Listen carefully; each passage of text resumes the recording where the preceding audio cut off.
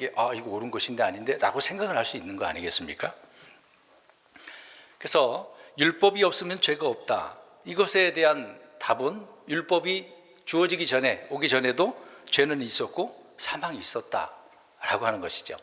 그 부분을 오늘 말씀을 통해서 좀 우리가 살펴보려고 하는데요. 성경을 제대로 이해하지 못한 분들은 가끔 이런저런 이렇게 복잡한 생각들을 가지고 있으니까 간혹 막 궁금한 것이 있어서 물어볼 수도 있어요. 때로는 이게 의심스러운데 막 논쟁하고 싶어서도 질문을 할 수도 있을 것입니다. 그래서 이런 사람들이 하는 말들이, 사람이 마음속에 아무리 음행이 막 속에 이제 음행이라는 생각이 들잖아요. 그런 것이 있지 않습니까? 마음속에 막 음행이 들끓어도 그것을 몸으로 행하기 전까지는 죄가 성립되지 않는다. 죄를 지은 것이 아니다. 이런 말들을 하게 되어집니다. 어떻습니까? 내 마음속에 그런 마음이 들었는데 행하지 않았어. 행동으로 뭔가 보여주지 않았으니까 죄를 지었을까요? 안 지었을까요? 이거 어떻게 그렇게 잘 알고 계십니까? 아니, 지금 법이 있기 전에는 기준이 없으면은 아까 답변하셨잖아요. 죄가 아니라고. 근데 세상 사람들은 그렇게 말할 수도 있어요. 그래서 한국에 법이 있잖아요. 아까 이제 신호등 위반한 그런 부분을 잠깐 예로 들어서 말씀드렸는데, 왜 그런 생각을 하냐면 구약의 율법의 그 율법을 바탕으로 이 죄라고 하는 그 문제를 다루고 있기 때문에 그렇게 말들을 하고 있는 것입니다. 그러나 우리 주님께서는 죄라고 하는 것은 행위적인 것을 언급하시는 것보다도 먼저 마태복음 5장을 통해서 보면은 무슨 문제일까요? 마음의 문제라고 하는 거죠. 그러니까 우리 마음속에 죄라고 하는 것은 이미 있었어요. 마음속에 있었습니다. 사람을 더럽게 하는 것, 어디에서부터 나온다고 그랬습니까? 입으로 들어가는 것이 아니라고 그랬어요. 마음에서부터 나오는 거다. 그래서 더러운 것, 부정한 것, 악한 생각, 상상, 음행 이런 것들이 나온다고 말씀하셨죠. 그 말씀을 마태복음 15장 18절에서 20절에 쭉 말씀을 하셨습니다. 이것들이 사람을 더럽게 한다라고 하고 있거든요. 그러니까 이 말씀에 따라 사람이 몸으로 간음하지 않아도, 행동하지 않아도 이미 어떻다는 얘기예요? 죄가 있다라고. 그러니까 이 말씀에 따라 성립이 되어져 있는 것이죠. 마태복음 5장 28절에 나는 너에게 이르노니 누구든지 여자를 보고 그녀에게 음욕을 품는 자는 이미 마음속으로 그녀와 간음하였느니라 라고 말합니다. 사실 그녀와 간음하지도 않았는데 마음속으로 이미 여자를 보고 마음속에 무슨 생각이 들었어요? 음행의 생각이 들었단 말이죠.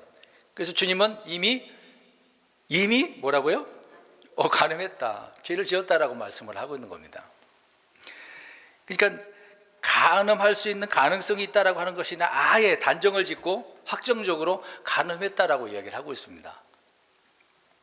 여러분, 율법을 전혀 모르는 어린아이는 어떻습니까? 어린아이 죄가 있을까요? 없을까요? 갓난아이 죄가 있을까요? 없을까요?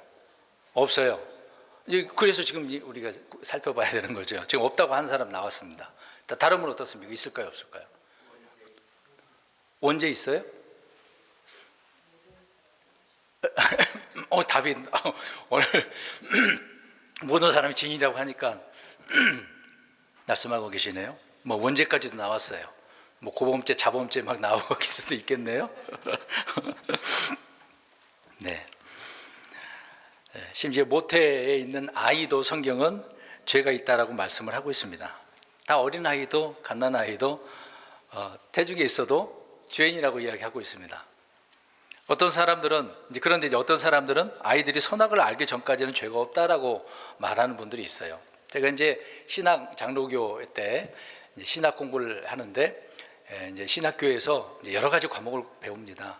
어린이 이제 주일학교 지도법을 배우면서 상당 그 심리학도 하게 되거든요. 그러니까 아동 심리학을 좀 다루는데 거기에서 이제 주장하는 바가 아이들은 백지장과 같다.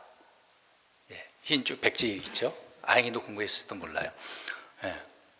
그러니까 백지장이 어떻다는 거죠? 깨끗하다. 그러니까 죄가 있다 없다라고 하는 거예요. 없다라고 주장하는 거죠. 그러니까 세상에서는 그렇게 이제 나름대로 연구해서 말을 하게 했습니다만은 성경은 그렇지 않은 거죠. 잘 성경을 모르니까 이제 그렇게 주장을 했겠죠. 우리 성경 한번 보겠습니다. 시편 51편 5절. 시편 51편 5절. 왜 지금 이런 죄를 이야기하냐면 율법을 좀 이야기하려고 합니다. 사람들이 이 율법에 대해서 많이 고민을 하고 헷갈려 하니까 이런 말씀 드립니다. 시편 51편 5절 읽겠습니다. 시작.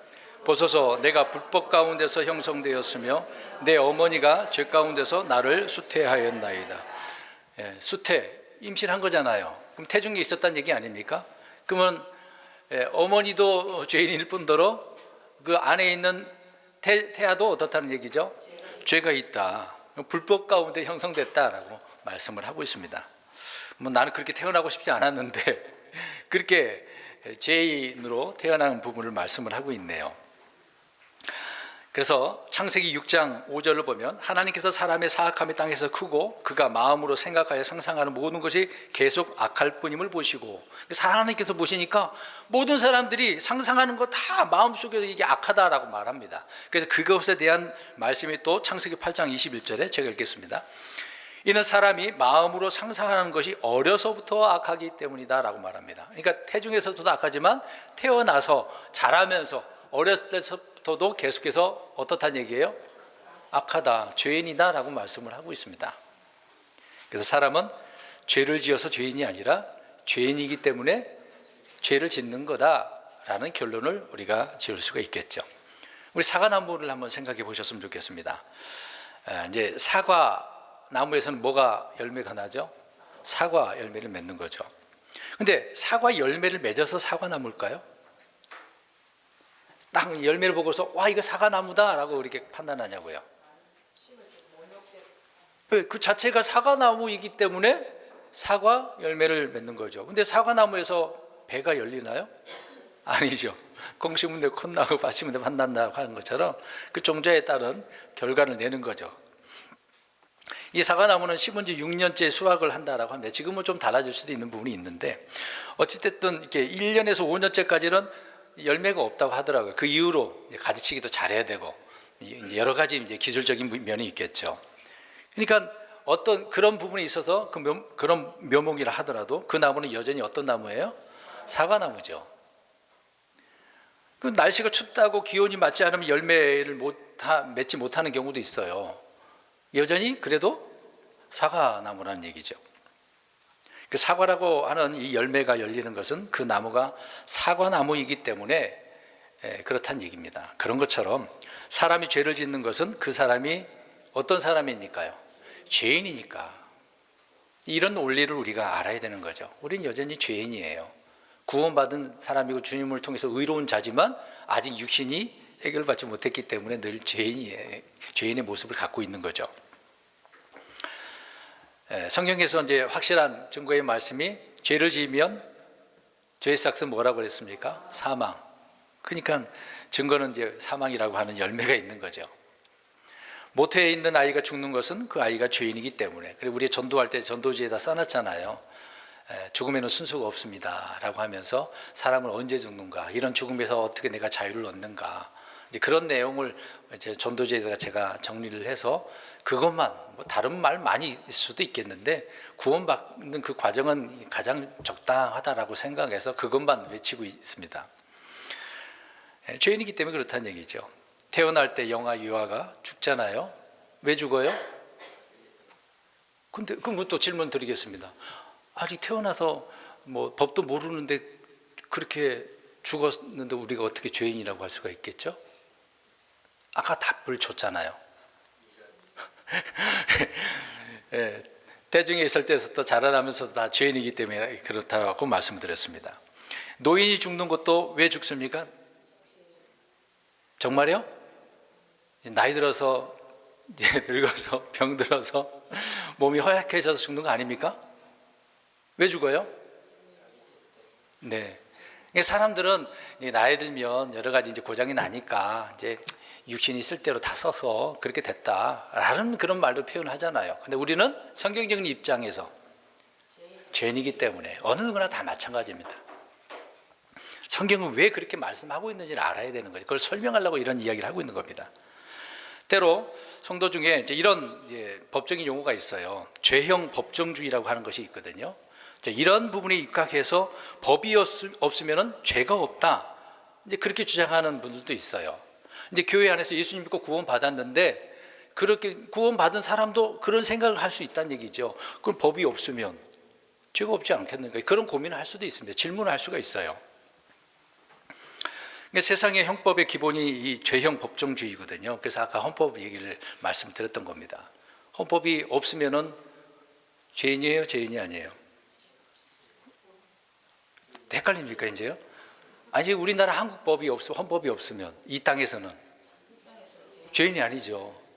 이 세상에서는 그렇다는 얘기예요. 그러나 주님 안에서는 법이 율법이 있기 전이든 어쨌든 죄인이다라고 하는 것입니다. 이런 입법 기관에서 죄를 정하지 못하면 그 죄를 지은 그 사람을 차별할 수가 없는 거죠. 흔히 이제 뉴스에 나오잖아요. 어떤 게 이거는 법에 대한 기준이 없기 때문에 처벌할 수가 없다. 간혹 듣지 않습니까? 이게 세상 법이죠. 그래서 법을 그런 비어진 공간에 그 법을 어떻게 합니까? 만들어야 되는 거예요. 처벌하려고.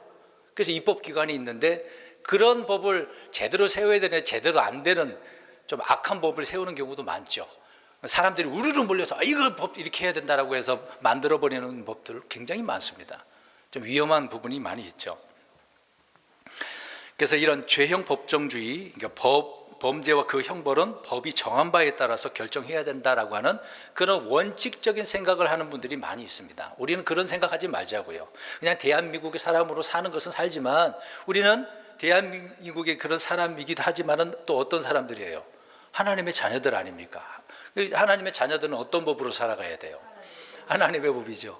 그 말씀의 법이 이스라엘에게 주어진 그런 율법이 아니라 우리 그리스도인들에게 주어진 법이 뭡니까? 그것밖에 생각이 안 났어요? 여러 가지가 있잖아요. 무슨 법이에요? 뭐 사랑의 법, 의의 법, 성령의 법, 그렇죠? 그리스도의 법, 여러 가지 말씀을 하고 있습니다. 그걸 따져보면 이스라엘은 모세 율법의 선에서만 613가지라고 하는데 그것만 잘 지키면 그들은 하나님 앞에 인정받거든요. 근데 우리는 법이 또 여러 개가 있네요. 왕가의 법, 그리스도의 법, 의의 법, 성령의 법. 근데 그렇게 많지는 않아요. 613가지보다도 적어요. 사실상 얼마 안 돼요. 근데 크게는 한 가지로만 결론을 지을 수도 있겠죠. 이제 뒤에서 말씀드리겠습니다. 이게 주로 성경에서 법 이야기하면 무슨 법을 이야기할까요? 모세의 율법 말씀하고 있습니다. 그러나 율법 없는 자들도 죄를 지을까요? 안 지을까요? 이스라엘에게 율법이 주어졌는데 이게 율법이 없는 자들 있을 거 아닙니까? 있기 전에 그 얘기를 말씀하고 있는 거예요. 죄를 짓는다. 우리 성경을 보겠습니다. 로마서 2장 12절. 지금 들으시면서 왜 오늘 이 말씀을 전하느냐라고 할 때 사람들이 자꾸 이 법에 대해서 막 속으로 찔림을 받고 그런 나쁜 것은 아닙니다만 고민하는 것들이 있기 때문에 그렇습니다. 2장 12절 시작.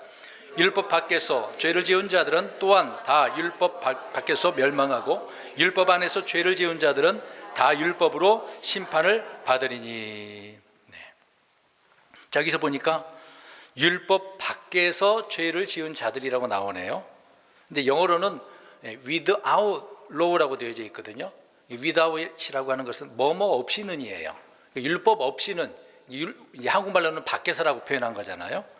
율법 밖에서, 율법 없이 죄를 지은 자들 이렇게 표현하고 있습니다. 그러니까 성경은 분명히 율법 없이 죄를 지은 자들이라고 명명하고 있는 거죠. 그러니까 이 말씀에 따라 율법이 없으면 죄가 없다라고 하는 말이 성립되지 않는 거죠. 율법 없어도 죄가 되는데, 그러니까 이 모세의 율법 외에 사람에게는 본성의 법이 또 있잖아요. 아까 우리 양심 얘기하셨잖아요. 생각의 법이 있으니까. 그것이 있으니까 율법이 없을 때도 사실 이제 죄인이긴 하는데요. 오늘 그 다음 보겠습니다. 로마서 5장 13절 한번 보시겠습니다. 로마서 5장 13절 시작. 율법이 올 때까지 죄가 세상에 있었으나 율법이 없을 때에는 죄가 그들에게 전가되지 아니하였느니라. 자, 올 때까지는 아직 율법이 모세가 시내산에서 주어지기 전까지는 그 전에 어땠다는 얘기예요? 죄가 세상에 죄가 있었어요, 없었어요? 있었다고 이야기하죠. 근데 없을 때에는 전가되지 아니했다? 이것을 이해를 해야 돼요. 있기는 있었는데 죄라고, 그 죄 때문에 심판받고, 이게 죄가 전가돼야 되잖아요. 그럼 그 죄 때문에 죄의 싹은 뭐라 그랬어요? 사망이잖아요. 그 부분을 사람들에게 하나님께 뭔가 알려주시려고, 그래서 생각해 보세요. 그럼 율법 없이는 나 이렇게 살아도 되겠네? 물론 양심의 법이 있긴 합니다만은, 그렇게 지었다고 해서 그것 때문에 우리가 흔히 지옥 가고 어디 가고 내가 누구에게 죽일 사람이 되고 그런 건 아니란 얘기죠. 기준이 없잖아요. 그러니까 죄가 아직 전가 안 됐다, 뭔가 알지 못한 그 부분을 말씀하고 있지 않습니까? 계속해서 보겠습니다. 그러니까 성경은 율법이 없을 때도 죄가 세상에 있었다고 분명히 말합니다. 다만 그 죄가, 율법이 인정한 그 죄가 드러나지 않은 거예요. 이것은 너 잘못됐어. 예를 들어서 너 신호 위반을 해서, 율법이 있다고 생각해 보세요. 너 신호 위반했으니까 죽어. 사형법이야. 그게 아직 인정하지 않았다는 얘기죠. 모르는 겁니다. 그러니까 로마서 7장 8, 9절 한번 보겠습니다. 이 구절은 율법이 없으면 죄가 없다는 주장하는 자들이 흔히 사용하는 구절이거든요. 근데 이 단어가 그래서 중요합니다. 7장 8절 9절 읽겠습니다. 시작.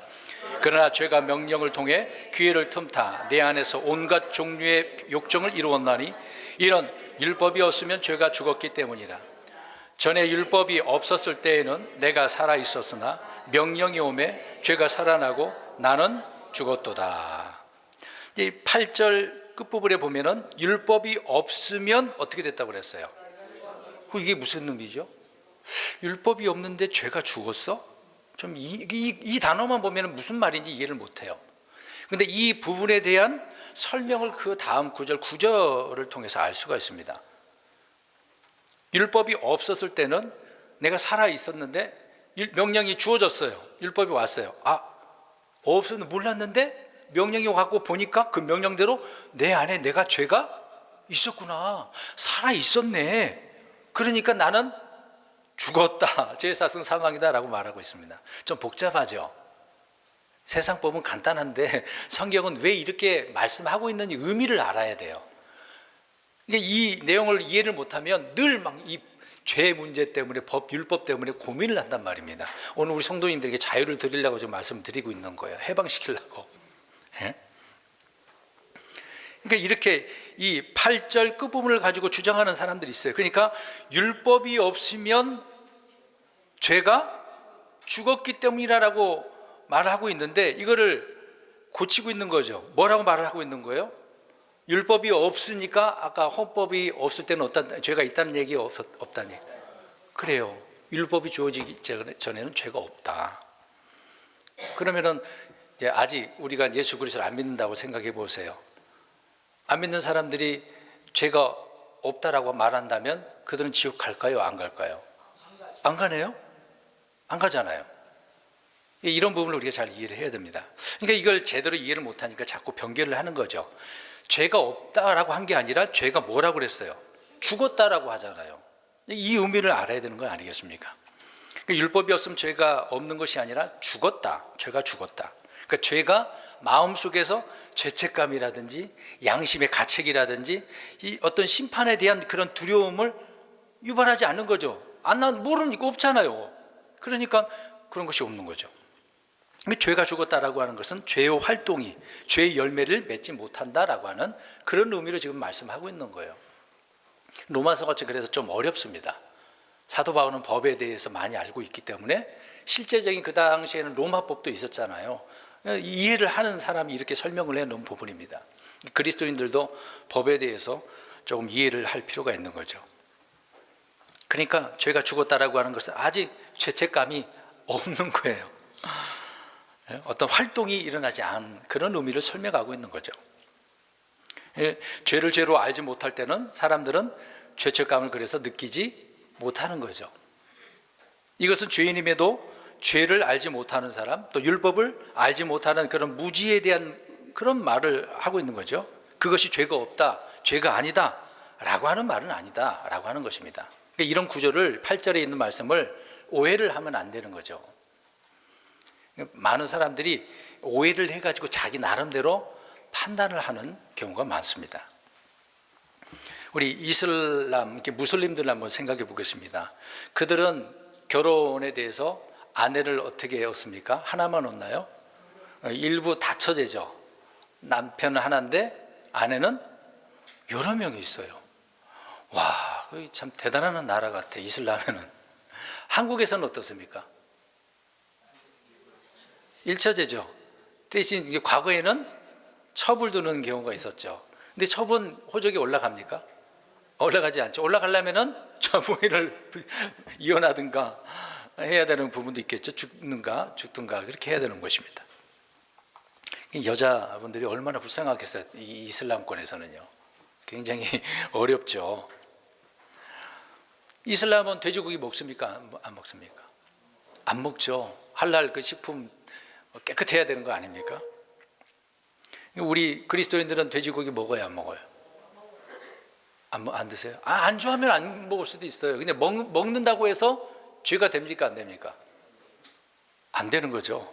전혀 우리는 걸림이 없습니다. 왜 그러냐면 저 이슬람의 법에 속해 있습니까, 안 속해 있습니까? 안 속해 있으니까. 우리랑 상관이 없기 때문에 그러는 거죠. 근데 무슬림들은 돼지고기를 먹으면 죄를 짓는 거예요. 유대인들도 돼지고기 먹어야 안 먹어요? 왜 안 먹습니까? 그 이유가 뭐죠? 돼지고기는 불결하고 안 좋은 비계가 많아서요? 이게 두 가지 부정한 짐승이기 때문에 그러잖아요. 정결한 짐승이 아닙니다. 책임질도 해야 되고 굽이 갈라져야 되는 거잖아요. 부정한 짐승은 먹지 말라 그랬어요. 근데 이슬람은 자기 나름대로 이런 율법을 만들었지만 유대인들에게는 이유가 있었던 거죠. 먹지 말라고 하는 이유는 구별과 말씀을 책임을 하는 그런 부분을 의미하는 거잖아요. 이스라엘 백성들은 하나님의 말씀에 따라 그렇게 구별되고 책임질을 하고 묵상하고 깊이 생각하고 살아가기 때문에 그렇게 명령을 주셨던 것이죠. 그런데 때로는 우리는 자연스러운 본능이 그것들이 이제 죄가 없었을 때 나 이거 자연스럽게 내 본능이니까 죄를 짓는 거다라고 생각하는 사람들이 많이 있다는 얘기입니다. 왜 그러냐면 이제 성경을 못 배우니까, 배우지 못했으니까, 알지 못하니까 그렇게 되겠죠.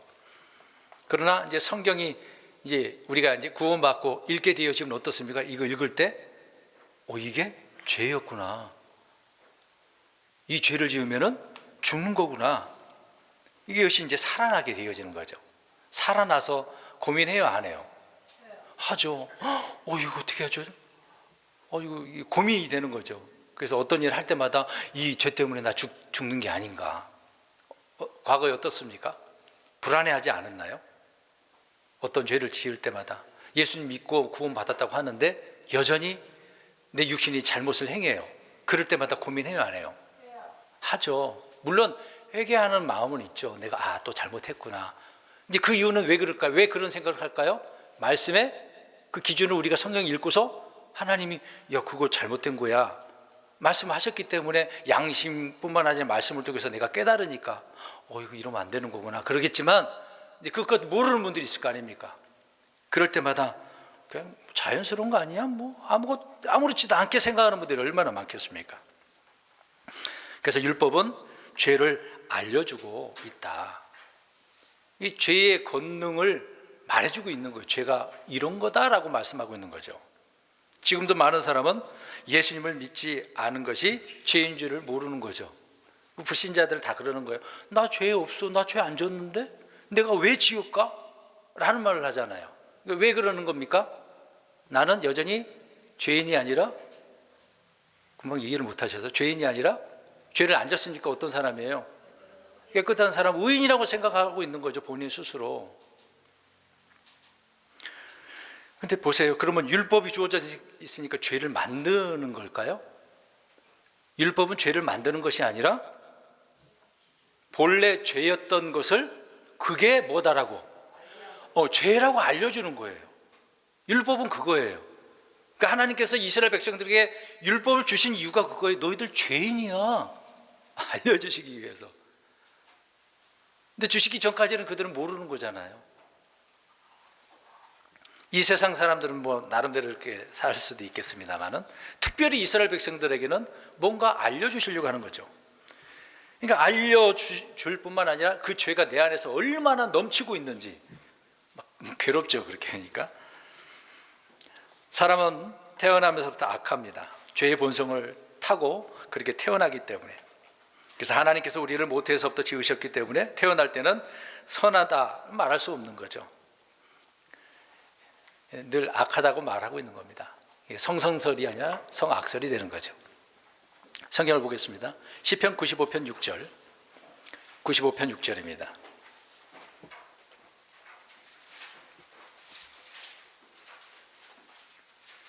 읽겠습니다. 시작. 오라 우리가 경배하고 절하며 우리를 만드신 분 곧 주 앞에 무릎을 꿇자. 자, 여기 보면은 우리를 만들었다. 우리는 지금 누구를 말할까요? 1차적으로 이스라엘, 유대인 이스라엘을 말하는 거죠. 그러니까 하나님께서 이스라엘을 만들으셨어요. 그런데 이 땅에 여러 민족들이 많지 않습니까? 그 많은 민족이 있는데 하나님께서 새로운 민족을 하나 만드셨어요. 특별하게 만드셨어요. 그래 특별한 백성이죠. 그럼 특별한 백성이라고 해서 그들은 죄가 없을까요? 있잖아요. 우리가 알다시피 성경을 보면 이스라엘이 뭐 이집트에 있을 뿐만 아니라 광야에 있을 뿐만 아니라 가나안 땅에 들어가서도 선하게 살았습니까? 아니잖아요. 여전히 죄인이었어요. 악한 사람이었어요. 그래서 성경이 심히 고약하는 세대다, 믿음이 없는 그런 자녀들이다 라고 말씀을 하고 있습니다. 하나님은 그들이 다른 민족들보다 더 의롭기 때문에 백성 수가 많기 때문에 택한 것이 아니라고 이야기하고 있습니다. 볼 것도 없는 자들이었거든요. 그런데 하나님께서 만드셨어요. 이게 만드신 분이라고 할 때 뭐 우리는 개인적으로 아니면 뭐 우리 전체로 적용할 수도 있겠지만 개인적으로 적용할 수 있는 거죠. 그래서 어려서부터 생각과 상상하는 것들이 악하다, 심히 부패한 자들이다 라고 말씀을 계속해서 하고 있는 것입니다. 그러니까 이미 이 안에 죄가 있으니까 쉽게 이게 해결할 수 있는 건 아니잖아요. 변할 수 있는 건 아니지 않습니까? 에베소서 2장 1절에 그래서 사람은 누구나 예외 없이 태어난 그 순간부터 범법과 죄들 가운데서 죽었다라고 이야기합니다. 태어나는 순간서부터. 그래서 모든 사람은 죽은 채로 태어나는 거예요. 이 말은 무슨 의미예요? 나 살아 있는데 왜 죽은 채로 태어난 겁니까? 죄의 싹은 사망이기 때문에, 죄인이기 때문에 죽은 채로 태어나는 거예요. 그 죽음을 해결해야 되는 부분 아닙니까? 죽음은 우리가 죄인이라는 사실을 입증해 주는 말씀인 거죠. 뭐 반박할 수가 없는 겁니다. 성경을 알면 그렇게 이해가 되는 것이죠. 그래서 복음을 믿음으로 우리의 옛사람이 죽고 새 사람이 이제 살게 되어진 것을 말씀하고 있는 거죠. 이 복음이 들어와야 돼요. 빛이 들어와야 돼요. 어느 누구에게나. 그래서 우리는 죄의 몸이 아니라 이제는 무슨 몸입니까? 이제 죄의 몸이 아니라 새 몸이 된 거예요. 새 몸. 여기 계신 분들 새 몸이라고요. 예수님 믿어도 구원 받으신 분들은 새 몸으로 사는 거예요. 죄의 몸이 아니라고요. 우리의 영혼 말씀으로 다시 태어나면 되는 거잖아요. 우리의 혼은 그리스도의 피로 깨끗하게 씻음을 받아서 근데 더 이상 지옥에 가지 않고 새롭게 되어지는 거죠. 영혼 몸이 완전히 달라지는 겁니다. 또 보겠습니다. 우리 성경 보겠습니다. 히브리서 9장 14절. 히브리서 9장 14절 보겠습니다. 9장 14절 시작. 영원하신 성령을 통해 자신을 점없이 하나님께 드린 그리스도의 피는 너희 양심을 죽은 행위로부터 얼마나 더 많이 깨끗하게 해서 살아계신 하나님을 섬기게 해. 뒷부분의 후반부에 깨끗하게 하신대잖아요. 우리는 더러운 자들인데 죄가 있는 자들인데 주님의 피로 깨끗하게 하신 것이죠. 주님의 그 자신의 피로 깨끗하게 되었으니까 얼마나 감사하겠습니까? 자, 이런 부분을 잠깐 이제 지금까지가 어떻게 보면 서론적인 부분이긴 하는데 오늘 이제 말씀을 보겠습니다. 로마서 3장에 있는 말씀인데 사도 바울은 모든 사람이 죄인이라고 이야기를 하고 있어요. 근데 왜 율법을 줬느냐? 이제 그것을 몇 가지 우리가 살펴보려고 합니다. 오늘 눈으로 보세요. 3장 19절을 보세요. 3장 19절. 이제 우리가 아는 바와 같이 율법이 어떤 것들을 말하든지 그것을 율법 아래에 있는 자들에게 말하나니 이것은 모든 입을 막아 온 세상이 하나님 앞에서 유죄가 되게 하려 합니다 라고 말씀하고 있습니다. 그러니까 율법이 어떤 것들을 말하든지 율법 아래에 있는 자들에게 말하고 있는데 모든 사람의 입을 어떻게 한다고 그래요? 막는다고 이야기하네요. 왜 또 입을 왜 막아요? 왜 입을 막아요? 할 말이 없게 만들라고. 예? 율법이 뭐 이것을 줘가지고 야 사회 일을 정의구현 실현해라, 새로운 국가 막 선진 국가를 만들어라, 부강한 뭐 이스라엘 민족을 만들어라, 그런 의미로 이스라엘 백성들에게 주었을까요? 그걸 뭐 어떤 막 슬로건으로 하나님께서 이런 의미로 줬다, 그런 게 지금 아니라고요. 그런 의미가 아니란 얘기입니다. 좀 전에 우리가 금방 읽은 구절에 두 가지를 말씀하고 있는데, 모든 사람들의 입을 막아버린대요. 흔히 입틀막 그런 표현도 하잖아요. 율법은 죄인들의 입을 틀어막기 위한 거다라고 이야기합니다. 법이 없으면 사람들은 아무도 자신을 죄인이라고 인정할까요? 안 할까요? 안 하죠. 그런 사람들의 입을 어떻게 한다고요? 막아버린대요. 나 죄 없어. 하나님께서 막아버린대요.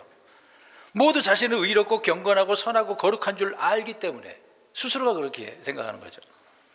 하나님은 죄인들이 죄에 대해서 이런 변명과 합리화시키고 자기 의를 막 주장하니까 그것을 못하도록 율법을 주신 거거든요. 율법 받고 나서 보니까 와, 내가 이렇게 흉악한 놈이었어? 그렇게 알게 되는 거죠. 그래서 입을 다물게 하는 거죠. 말씀이 딱 선포되면 내가 죄인이고. 다윗이 밧세바를 취했을 때 깨달아요, 못 깨달아요? 이미 율법이 있긴 하는데 정신 못 차리고 있는 거죠. 나단 대언자가 말씀을 딱 찔러주니까 그 순간 어떻습니까? 깨닫고 엎드리잖아요. 침상에서 밤새도록 어떻게 합니까? 눈물을 흘리고 울죠. 입을 다물게 하는 겁니다.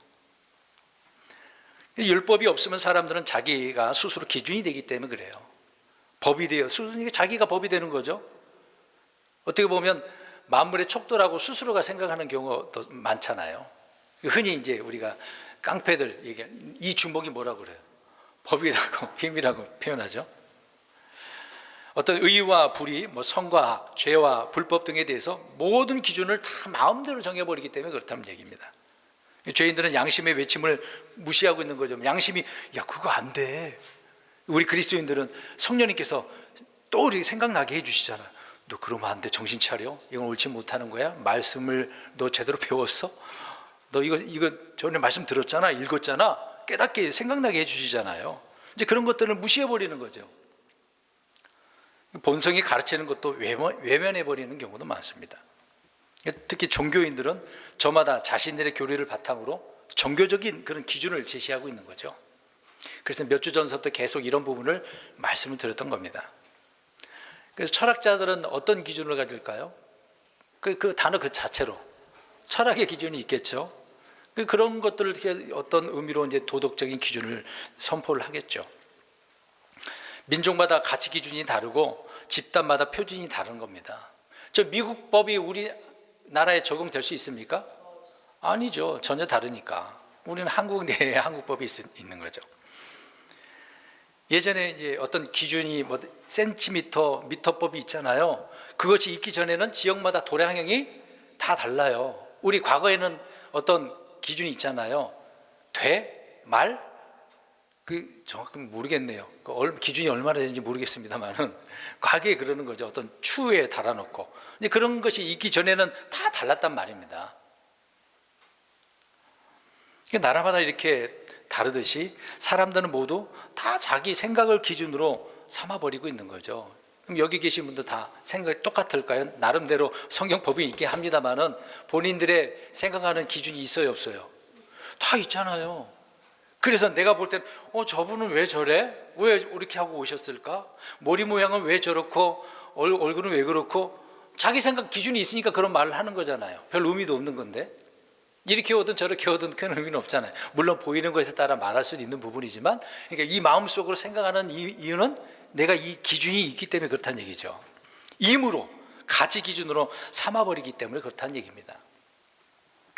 율법을 통해 누구나 무엇이 죄인지 무엇이 불법인지 또 어떤 것은 이제 무엇이 해서는 될 일이 아닌지를 다 이렇게 두시고 있으니까 사람들이 입을 어떻게 하는 거예요? 막아버리는 거죠. 그런 소리 해봤자 소용없는 거 아닙니까? 근데 사람들은 야, 내 생각에는 관습에는 이렇게 말하고 있어. 이건 전통이야. 죄가 아니고 본능이기 때문에 그러는 거야. 그래서 막 이런 생각에 따라 이렇고 저렇고 어쩌고 저쩌고. 왜 그렇다는 얘기예요? 뭐가 기준이니까? 자기가 기준이니까. 로맨스, 내로남불 그런 것도 있잖아요. 자기가 하면은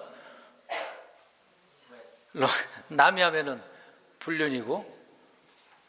근데 그런 것들을 뭐라고 이제 표현하죠? 이제 사랑을 한다고 표현하잖아요. 사랑이라고 이야기하잖아요.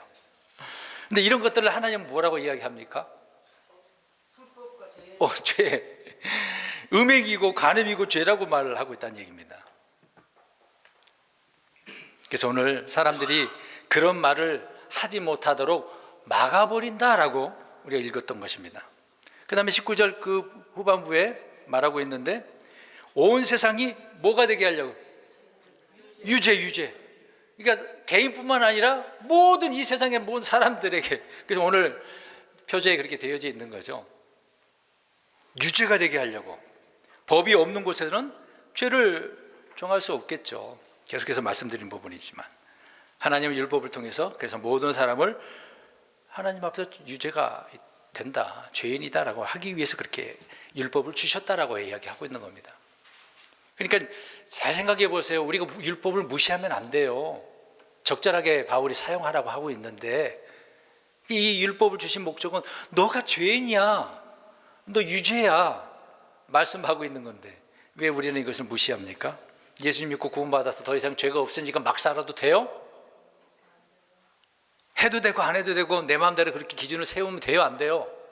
여전히 우리는 그리스도의 법이 있으니까 더 잘해야 되겠죠.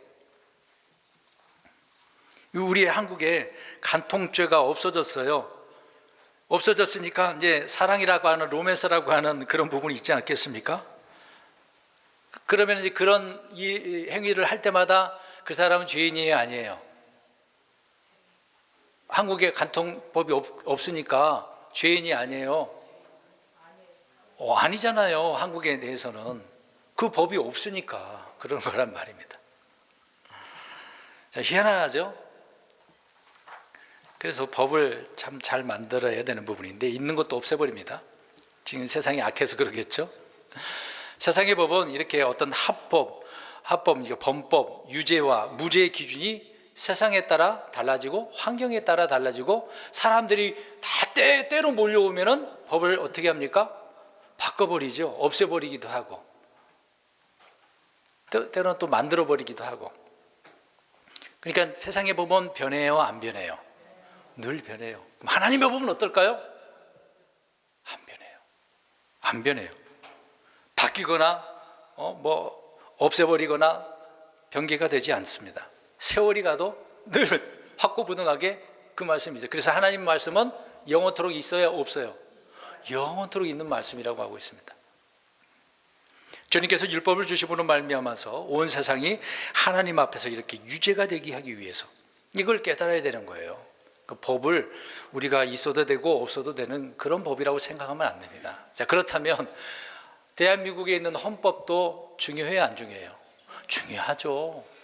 내가 그러면 이 국민으로 살려면 헌법을 준수해야 되니까 중요하죠. 헌법에 있는 그 부분에 대해서 죄다 아니다라고 말하고 있으니까 잘 생각해야 됩니다. 그렇기 때문에 이제 유죄가 됐어. 그러면 이 문제를 해결해야 되잖아요. 너 죄인이다라고 하나님께서 정해놓고 끝내버리셨나요? 그러면 하나님은 해결책이 없으신 분이네? 그걸로만 생각하면? 그러니까 해결책을 주셨어요, 안 해주셨어요? 주셨잖아요. 너 죄인이다라는 걸 알게 해주실 뿐만 아니라 모든 사람이 유죄인 것뿐만 아니라 그걸 끝나는 것이 아니라 내가 죄를 용서해 줄게. 사면이라고 하는 것이 필요한 거죠. 특별 사면이라고 하는 것이 있잖아요. 그래서 주님의 긍휼과 은혜가 필요한 거예요. 깨닫게 해주시고 나서 그럼 나 해결할 수 없으니까 내가 이걸 해결해 줄게. 죄의 문제를 해결해 줄게. 그 율법이 말하는 바가 있겠죠. 누구를 믿으면 이 죄의 문제가 해결되죠? 예수님을 믿으면 죄 삭은 사망이라고 하는 것이 해결되어지는 거죠. 얼마나 감사합니까? 그러니까 율법이 그런 의미가 담겨져 있으니까 야, 하나님의 말씀을 더 귀하게 여겨야 되겠구나 생각이 드는 거죠. 그 다음에 20절 보시기 바랍니다. 오늘 보면 3장 20절 시작. 그러므로 율법의 행위들로는 어떤 육체로도 그분 눈앞에서 의롭다고 인정받을 수 없나니 율법에 의해서는 죄를 알게 되느니라. 알게 된대요. 율법을 통해서 이게 좋은 거구나 나쁜 거구나 선하구나 악하구나 부정되구나 정결하구나 알게 되어지는 거죠. 이 죄라고 하는 것을 알게 되어집니다. 죄가 이런 거구나. 그래서 바울은 로마서 8장 7절에 제가 읽겠습니다. 그러면 우리가 무슨 말을 하겠느냐? 율법이 죄냐? 결코 그럴 수 없느니라. 아니라 오히려 율법을 통하지 않고서는 내가 죄를 알지 못하였으리니 라고 이야기합니다. 율법을 통하여 내가 죄를 알게 됐다라고 바울도 얘기하고 있는 거죠. 그런데 사람들은 자연스러운 본능이다, 인간이기 때문이다, 어쩔 수 없이 그랬다, 어쩔 수 없이 이런 행동을 했어, 그럼 그렇게 말을 하겠죠. 그러나 잘못된 것입니다. 사람들은 예수 그리스도를 믿지 않는 것이 왜 죄인지 모르는 거죠. 믿지 않은 것이 죄이지 않습니까? 믿지 않은 것이. 뭘 잘못 범하고 안 하고 그것에 따라 죄인이라고 하는 게 아니라 아예 믿지 않은 것이 죄인이다 라고 말씀하고 있습니다. 자, 이런 부분을 깨닫게 해주시려고. 그 다음에 우리 시편을 가서 좀 보겠습니다. 시편 19편 10절. 이제 조금만 하면 다 마치겠습니다. 시편 19편 10절.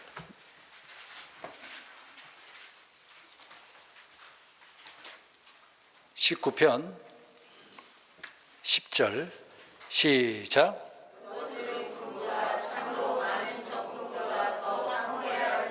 아닌데 구절을 잘못 죄송합니다. 혼을 회심시키기 위한 말씀인데 제가 성경 구절을 잘못 적어놨네요. 왜 이렇게 해놨지? 주님의 율법이라고 하는 것은 혼을 회심시키기 위해서. 7절인가요? 잘못 적어놨네. 읽어보겠습니다. 시작.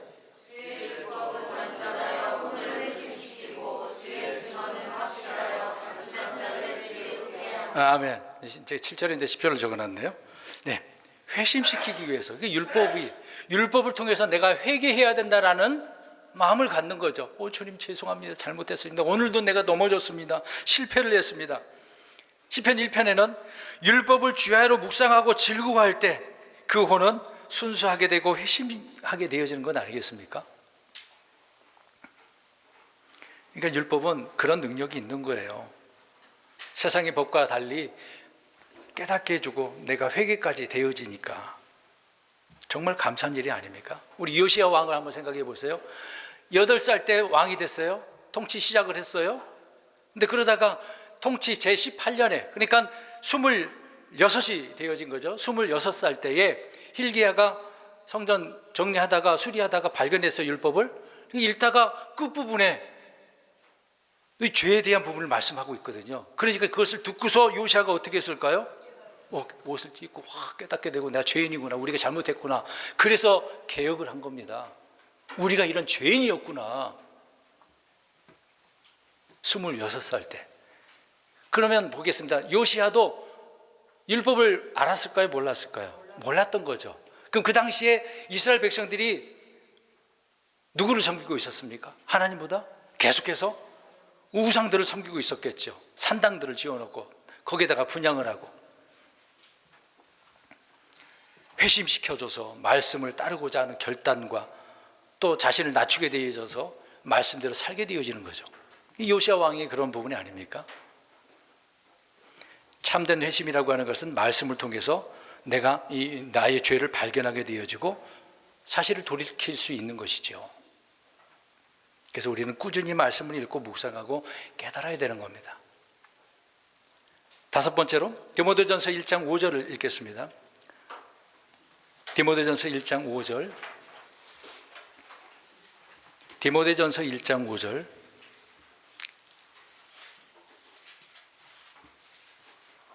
시작. 한편 명령의 목적은 순수한 마음과 선한 양심과 거짓 없는 믿음에서 나오는 사랑이다. 자, 명령, 이제 율법을 이야기하고 있는 거죠. 이 율법의 목적, 의미가 뭐냐? 한 가지로 뭐예요? 사랑이다. 근데 앞에 순수한 마음, 선한 양식, 거짓 없는 믿음, 내 속에 있는 거잖아요. 자, 그런 거에서 나오는 사랑이다라고 이야기합니다. 사랑. 흔히 구약은 율법 시대고 신약은 은혜의 시대다라고 말하지만, 그러나 율법은 구약이나 신약이나 뭐로?